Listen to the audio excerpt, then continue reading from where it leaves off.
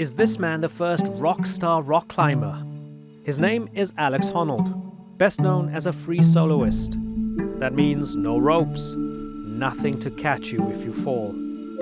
Here's Honnold explaining how he manages the fear of being alone without ropes so far up a cliff face.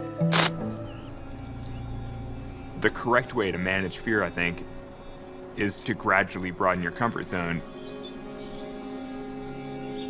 until your comfort zone includes things that seemed previously impossible. For more than a decade, Honnold lived out of a van, traveling the US and the world, climbing some of the most challenging routes and peaks on Earth. His passion, combined with his impressive technical skill, have made him a climbing celebrity, featured in numerous documentaries, including the Oscar-winning 2018 film Free Solo. If you're pushing the edge, eventually you find the edge. I can't believe you guys actually can watch. Hey Jimmy, do you copy? Just started climbing. Honnold's successes on and off the mountain have helped to push his sport into the mainstream, inspiring a new generation of youth to take up climbing. These days, Honnold no longer lives the van life. He's become a family man with 2 young children. Up next, we'll ask Alex Honnold how being a father has changed how he climbs, how he deals with being a celebrity, and we'll get to know more about his latest film, The Devil's Climb. This is the InnerView.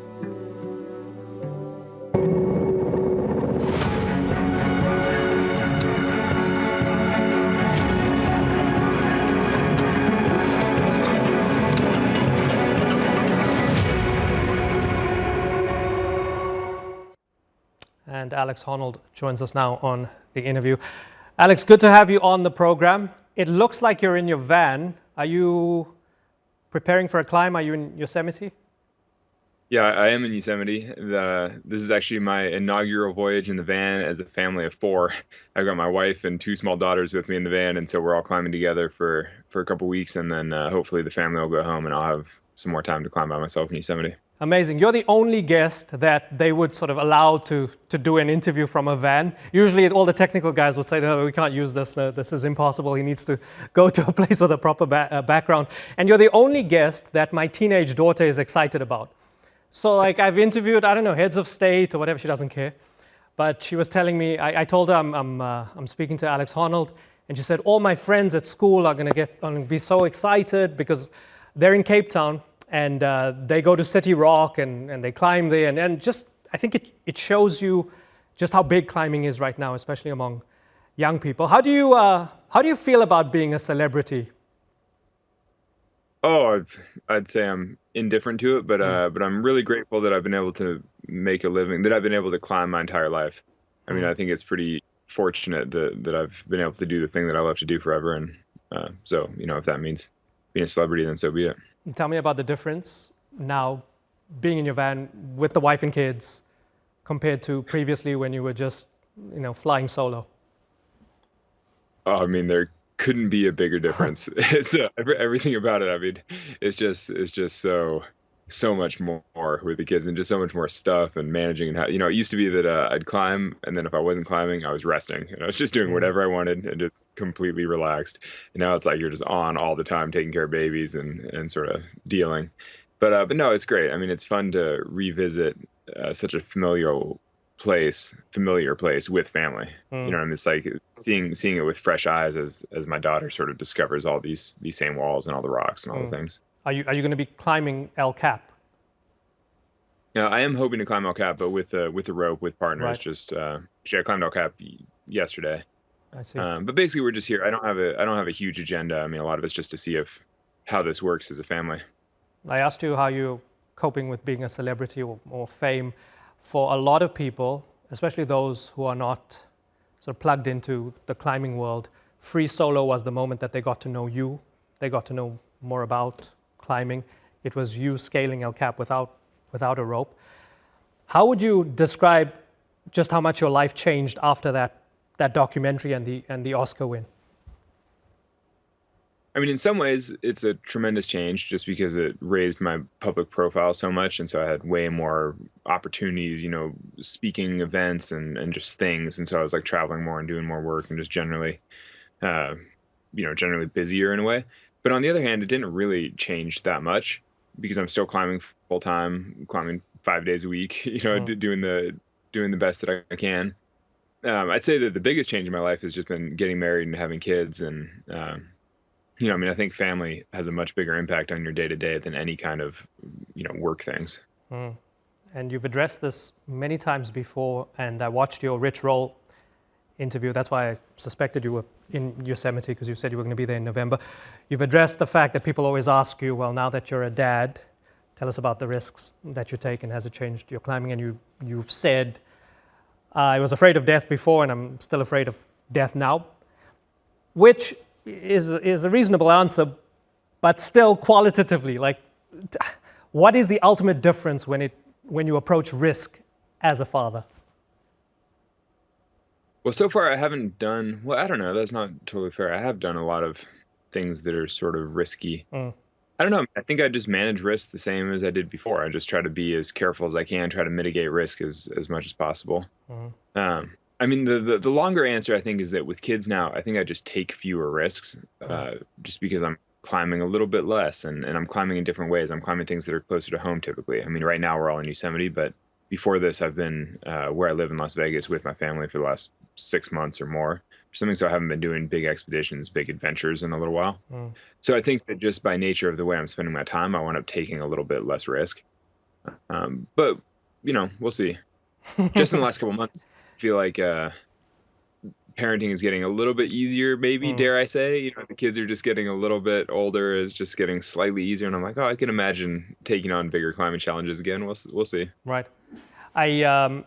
I Googled you earlier looking for interviews. I found the Rich Roll one, I found Joe Rogan, a whole bunch. And I've been following you for quite a few years. I'm going to pull out my phone now for a second, because when I Googled you, when you Google your name, interestingly, you've got that people also search for thing that comes up. So I'm going to read some of them too.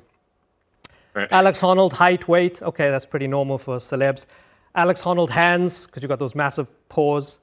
Alex Honnold, net worth. I don't know how you feel about that. Alex Honnold, daughter. Alex Honnold, wife. Alex Honnold, first wife.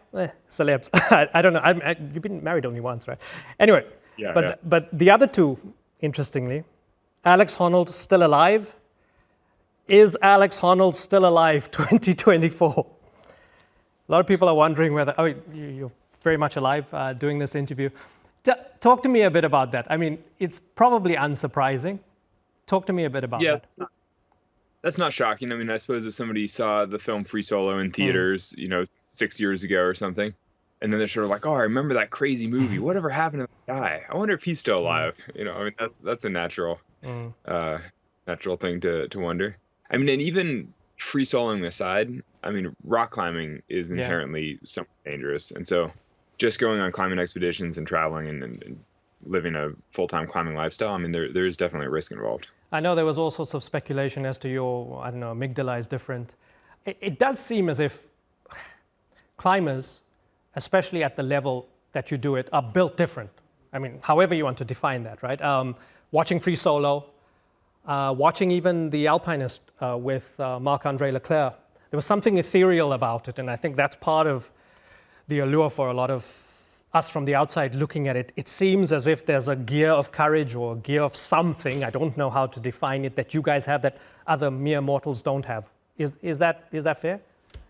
No, I would disagree. I mean, I think that saying that we're built differently implies that it's nature, not nurture, but I would argue it's mostly nurture. And I think that it's largely the result of so much time spent in the mountains. Like, basically, climbing is scary, and climbers get scared all the time. And as a result, climbers, I think, get better at managing fear and better at handling that kind of thing. And so I think, and I think that was in Free Solo. There's a short scene where I do a brain scan and they talk about my amygdala. But I actually think it was a little bit overly simplified in the film. There was like a longer form article about the whole thing, and I think the bigger takeaway was that, my brain, all the pieces are there, everything works normally. I just didn't respond to stimulus in the same way as they would have expected in the test. But that's totally in line with having spent your entire life conditioning yourself for certain types of responses. Like if you spent your whole life trying not to get afraid in certain situations, obviously your fear receptors are not going to light up the same way during like a routine fMRI test, something that feels totally safe to you. And so, I don't know, I think my point is that climbers just have a lot more practice with managing fear than the average person. How are you as a person when you're not climbing? Oh, I think I'm just living, just doing my best. I mean, I think friends would say I'm probably a little quirky, but definitely within the norm of human behavior. I'm just a guy, just trying to keep my man tidy and keep my kids from getting in too much trouble, and just doing my best. Yeah, there's a tactile, very personal interaction with the rock face, with the mountain. I mean, you're facing the mountain, it's you and the mountain. There's something that seems almost very lonely about it. And on the other hand, there's attention and celebrity and cameras, and that faces away from the mountain. That's facing the world. Does it ever trouble you that, I don't know, all the attention sort of maybe messes with your vibe when it comes to the clarity of thought with the climbing? No, not really. I mean, I love climbing. I mean, in some ways I think that climbing is like play. Climbing is joyous and playful. Like the rock is like a medium, sort of like a skier with snow or something. We're like, oh, this is like this beautiful place where I get to do the thing that I love to do the most. And so the attention around it, the film, the things like that. I mean, honestly, well, first off, they're all voluntary. I mean, they're all things that I chose to do because they allow me to rock climb full time. It's like if I didn't want to be a celebrity, I wouldn't have chosen to make a feature documentary. And I wouldn't have chosen to promote the film and do all the events and all the things. And so, all of that is by choice, and I'm choosing to do it because I want to spend my whole life climbing. Like I love climbing. Yeah. Why was it so important to you to do the Devil's Climb with Tommy Caldwell? Tell us a little bit about Tommy Caldwell as a climber, and as a human being, and the process of making this latest film. Yeah, so Tommy Caldwell is a childhood hero of mine. I mean, he's one of the best climbers in the world, but he's a renowned big wall climber. He's done tons of hard climbs everywhere, but he's also just this incredibly kind, positive man who I've done a lot of climbing with over the last decade or more. And so he went from being a childhood hero to being a climbing partner to being just a great friend. He actually officiated my wedding, so that's a good sign of his character, or our relationship anyway. And so.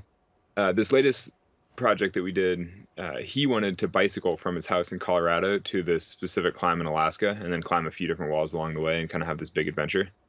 And I was a little bit skeptical about the biking, but I really wanted to do the climbing with him.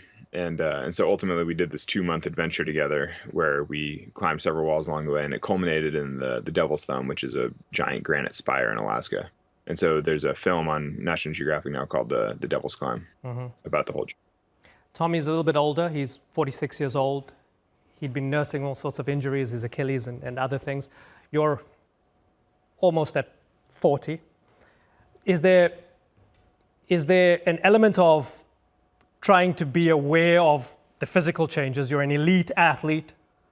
You're getting older as well. Is there an element of maybe I need to adjust my climbing a little bit? Maybe it's going to take a bit longer to recover from injuries and so on? Yeah, for sure. Probably not so much recovering from injuries, but it just takes longer to recover from hard effort, full stop. I mean, I think that in my 20s, I just climbed every day, nonstop grinding. And now I probably can't do that to quite the same extent. Though I think some of that is just natural life. It's hard to say because having kids now has definitely added a bigger variable than, like, I think the kids have aged me much faster than actual age has. It's like getting less sleep and just being busy all the time has definitely made me much more tired than turning one more calendar year. Right. As we mentioned at the beginning, climbing's become huge. Kids are doing it all over. There are climbing gyms that are springing up everywhere. It's in the Olympics now. There is a greater kind of commercialization of it. Is there the prospect of some of the purity of climbing being stripped away and it becoming a kind of McDonald's version of the sport? I mean, I think that that's something that every generation of climbers has worried about since the 1960s, basically, that it's becoming too mainstream and it's losing its soul and whatever else. But I'm actually very positive about that kind of thing because, if somebody only ever climbs in the gym, then power to them. It's like they're basically just engaging in a fun fitness activity, just like any other kind of workout thing that you could do in a city. But if they ever take that climbing outdoors, then they're having beautiful nature experiences. They're having beautiful experiences in nature. And that's, I think we need more of that in the world. It's like, I don't really see any downside to having more people having meaningful experiences outdoors, appreciating the natural world around them. I think the more people climbing, the better, really. Tell me a bit about friendship. You spoke about your friendship with Tommy. Again, climbing seems to be this very personal, solo, individualistic thing, but there seems to be a camaraderie and a brotherhood of climbers. Tell me about friendship among climbers. I think it's easy to make very strong friendships in the climbing community. Because anytime you climb with a partner, you're literally trusting your life to them. So, it's, you're only climbing with the right people, and then you're really trusting them. You're trusting them with your life. And so it's easy to be fast friends. And then also so many climbing experiences, so many expeditions, so many trips are such intense. You do so much living in a short amount of time that you feel like you really have these big experiences with some of your partners. And so that makes for lasting, lifelong friendships. Yeah, it's like going to war with them, I guess. Totally. Yeah. Some expeditions do. I've never been to war, but I imagine it's the same sort of intensity of an experience where you're really doing something quite challenging with a tight team, and you really feel bonded as a result. Yeah. What have you learned about the environment, about nature, and what we're doing to it during your travels and during your climbs?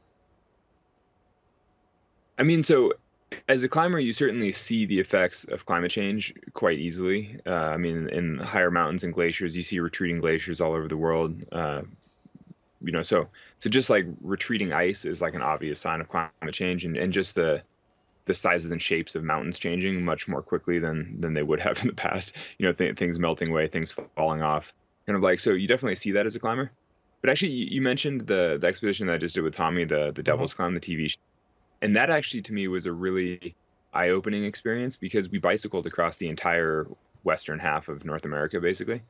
And I think that as a climber, I've actually had a slightly skewed view of human impact on nature because as a climber, you're basically always rock climbing either in parks or in the most remote, jagged mountains of the world, basically places that humans haven't gone and haven't exploited in any way.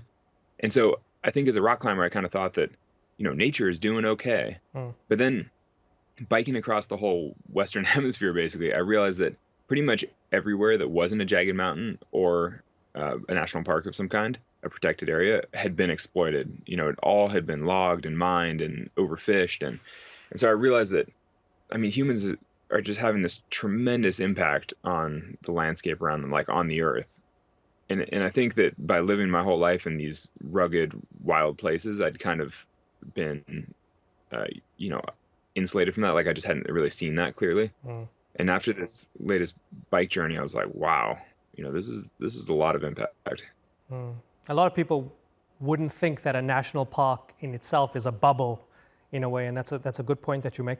Is there a direct link then between what you've observed and felt about the environment, what we're doing to the environment, and your foundation and the money you're pouring into charity projects?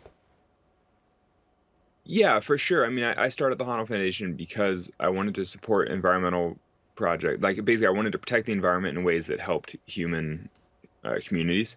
And so that wound up being community solar projects around the world. So it's been more than a decade that we've been supporting community solar. But actually, to bring it back to the Devil's Climb expedition that I just did, the thing that was really eye-opening for me was that there were so many places that we were traveling through where the environment was clearly degraded. It had been clear-cut, the fish were all gone, whatever else. And we'd go through all these small communities, and so many of them, well, really none of them felt like they were thriving. And it was this very clear link between environmental degradation and human, I don't want to say suffering, but sort of non-optimal human, it's like the communities just like weren't thriving. They're kind of like nobody is from this. Like the environment's not winning, the local people aren't winning. Some multinational corporation that's doing the extracting, like their shareholders are winning probably. They're making great money timber or whatever.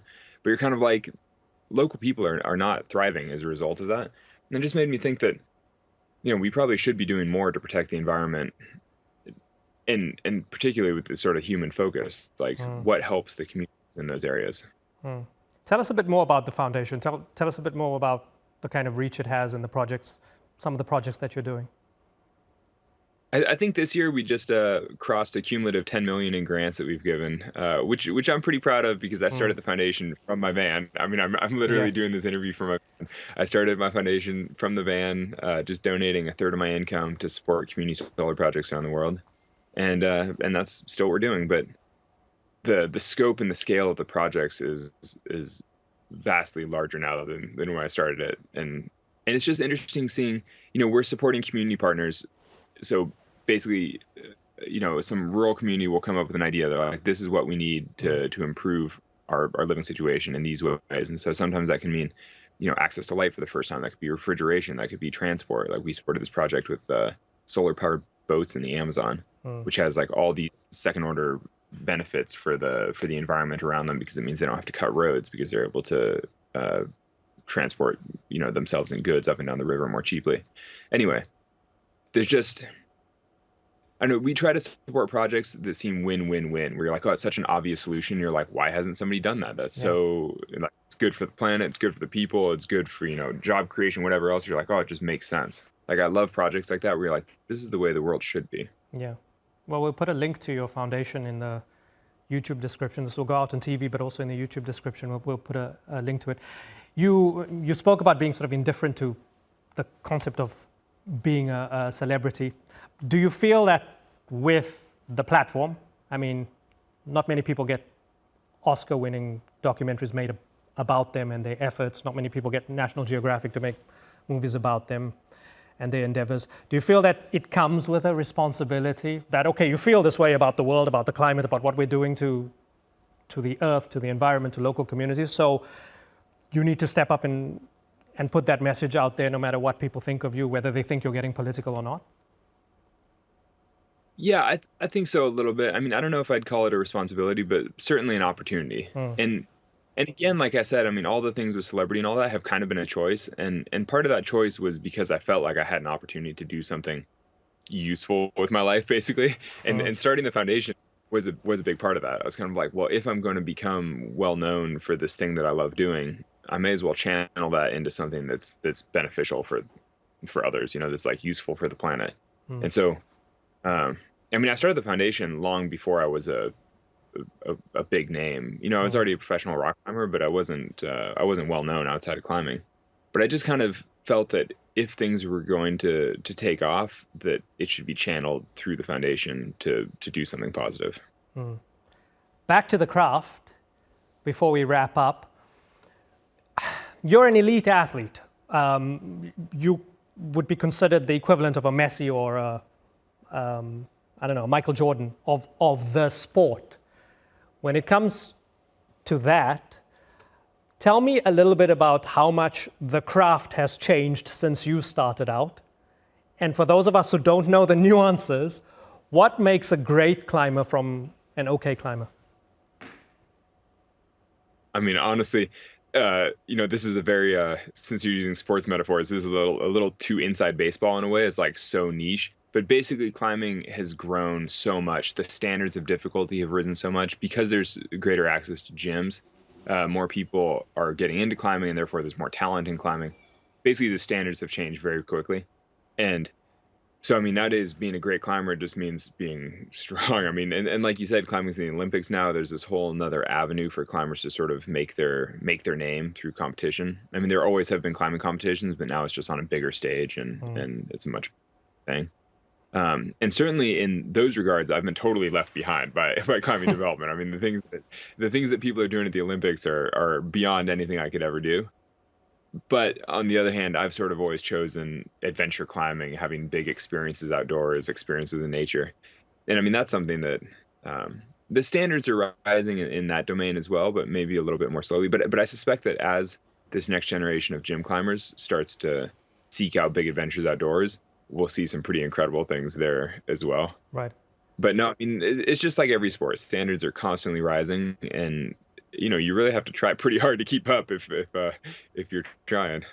So Alex, your wife and kids are with you. Your kids are little. Your daughters are little. I'm assuming they're hiking along with you. They're not grabbing the cliff face and climbing. But as they grow up, would you want them to climb?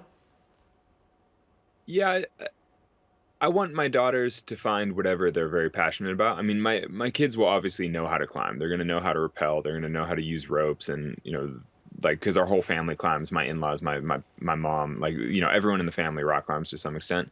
So obviously my kids will learn. But whether or not they're passionate about it is totally up to them. I mean, we'll see what excites them. But they're certainly going to at least know the basics. Okay. Any interesting projects coming up? Any new movies? Well, there's The Devil's Clown that just came out, and then we're sort of working on a handful of other good ideas for next year, but we'll see. I mean, you never really know with film projects like that whether or not a network is interested, whether or not it comes together. But personally, I'm just working on my own climbing projects. I'm in Yosemite. I'm trying my best, and we'll just kind of see how things shape up. Alex Honnold, we won't keep you. We wish you all the best. Thank you so much for joining us on the interview. No, I appreciate it. No, it's a pleasure chatting.